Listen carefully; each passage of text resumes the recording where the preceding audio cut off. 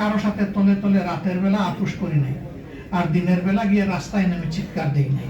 আল্লাহর কসম, আজ পর্যন্ত এই আন্দোলনের কোনো কৃতিত্ব আমরা দাবি করি নাই।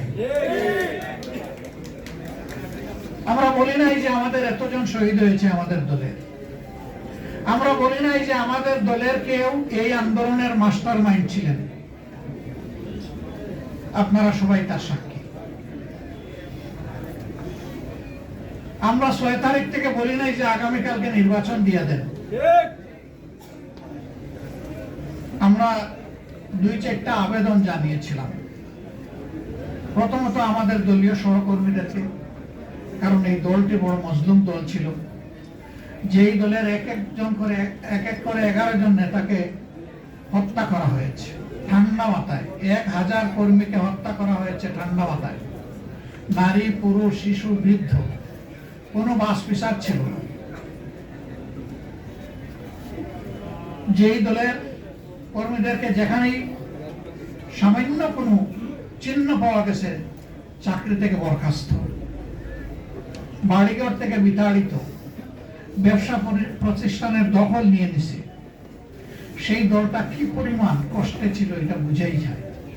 আমরা কারো সাথে তলে তলে রাতের বেলা আপোষ করি নাই, আর দিনের বেলা গিয়ে রাস্তায় নেমে চিৎকার দেই নাই।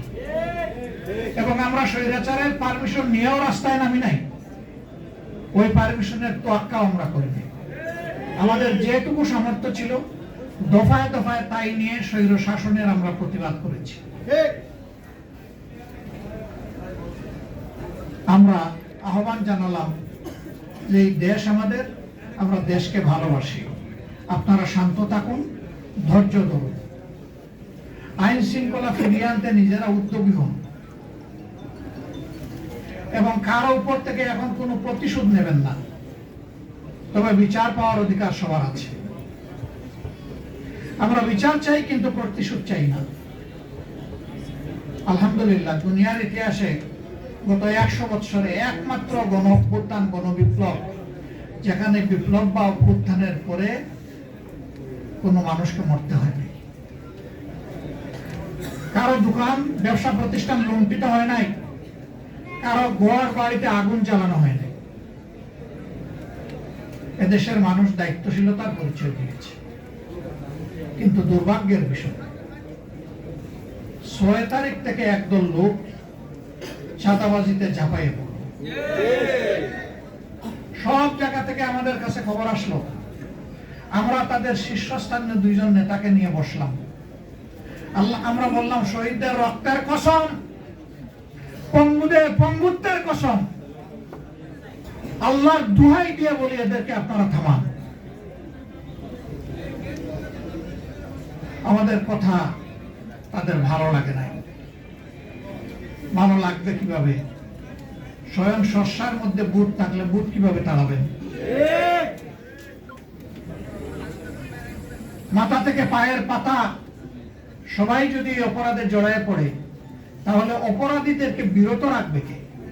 রাখার তো কেউ নাই। কার্যত এখনো সেই মহোৎসব চলছে। আমরা নির্বাচনের দাবি করলাম না।